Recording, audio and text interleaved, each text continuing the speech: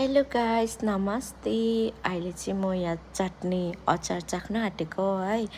अनि अचार चाहिँ कस्तो रहेछ भनेर चाख्नु आँटेको। अनि चाखेको त आयो कस्तो है भन्दै। तर पनि ठिकै छ होइन। कसैको मेहनतलाई, कसैको बिजनेसलाई निचा देखाएर गिराउनु खोजेर त्यस्तो गर्नु हुँदैन होइन। मन नपऱ्यो भने मनमै राख्नु पर्यो है। मन परेन भने मन परेन होइन। नेक्स्ट टाइम नकिन्दा भयो। प्लस अन्त जहाँबाट कन्ट्याक्टबाट किनेको त्यहाँ अलिकति यस्तो यस्तो पुगेन भन्दा हुन्छ है। तर त्यो खुट्टा तान्ने चाहिँ राम्रो होइन है।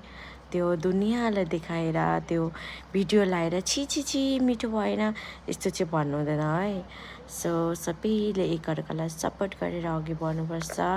मन परेन भने मनमै राख्नु, पछि नकिन्नु। तर कसैको बिजनेसलाई त्यस्तो